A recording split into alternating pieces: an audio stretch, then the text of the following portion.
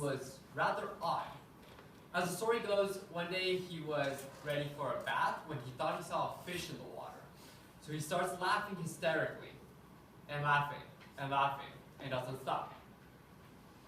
According to the 2015 article from the Archive of Psychiatry and Psychotherapy, we can trace records of mental illnesses back all the way to the 12th century. But this issue is still relevant today. In fact, according to the Center for Disease Control and Prevention, 25% of adults in the United States suffer from some form of mental disorder. As a psychology student, I'm very interested in this topic. In fact, I think that as a growing issue in our society, everyone should be educated on mental health and mental illnesses. In this speech, I will first be presenting the history of mental illness. I will show you some of the different types of mental illnesses. And finally, I will show you the resources available to those that do suffer from mental illness. To begin, according to UniteForesight.org, an organization that delivers healthcare to communities worldwide, before the 18th century, many early cultures actually believed that supernatural phenomena were the cause for mental illness. Examples of this would be demonic possessions and divine punishments. Because of this, a lot of people in earlier times with mental illnesses were confined, isolated, and often treated in inhumane ways. The reason why this is significant today is because it is the reason why we have a negative stigma towards mental illness. Although most people don't believe that depressed people are possessed by demons, a lot of people still hold negative views toward the mentally ill. To move on to more modern history, conditions compared to earlier for the mentally ill have improved. This all started in 1840 when the activist movement began to improve the conditions for mental health patients.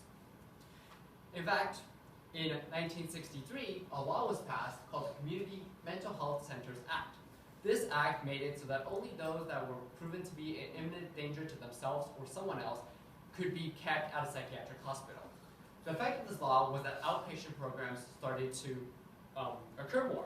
In fact, between 1950 and 1980, the amount of institutionalized patients actually were reduced from 560,000 to just 130,000. Also, there are other organizations such as Mental Health America that continue to advocate for the rights and conditions of mental health patients.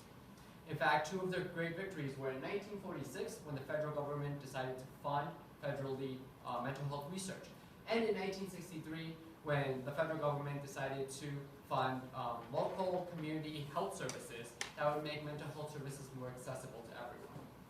Now that we have covered the history of mental health, we're going to move on to the different types. So the U.S. Department of Health and Human Services, their website, mentalhealth.gov, actually states that there are many different types of mental illnesses. 5 of the more prominent types include behavioral disorders, personality disorders, psychotic disorders, such as schizophrenia, and the 2 that I'm going to go into detail today, mood disorders and eating disorders. Mood disorders include depression, which on its own can be a disorder. However, depression can also be part of bipolar disorder, which is characterized by cycles of high and low. The second type I'm going to focus on are eating disorders. Eating disorders are characterized, there are 2 main types, anorexia and bulimia. Anorexia is characterized by an intense fear of gaining weight, which leads to health issues because of self-starvation due to a distorted self-image. Bulimia is cycles of binge eating or compulsive eating and purging. Purging would be activities such as forced vomiting, crash dieting, or abusing laxatives. Now that we have looked at different types of disorders, I want to move on to the resources available in our society to help those that are suffering with any one of these types of disorders. First, there are information that are publicly available online to any of you.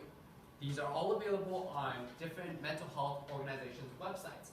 Some of the big ones include the APA, American Psychological Association, the National Institute of Mental Health, and the National Alliance on Mental Illness. Furthermore, for those that are currently in a mental health crisis, the National Suicide Prevention Hotline is open 24 hours a day, 7 days a week. And at a more local level, the Crisis Service Center of Alameda County actually also provides emergency mental health care.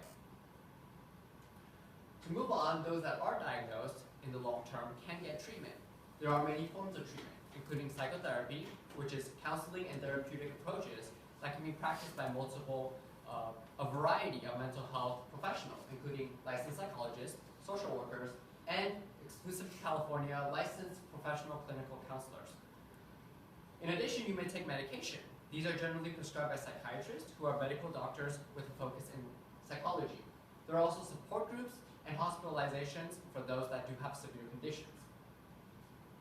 So to conclude, I covered today the history, and we saw how our views and conditions towards mental health patients have changed. We looked at the types of disorders and the resources available.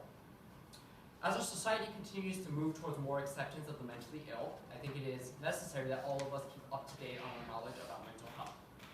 I hope that my speech has helped you realize that there is a complex world of mental health out there. And if you or a loved one ever are in need of help, there are resources available. Thank you.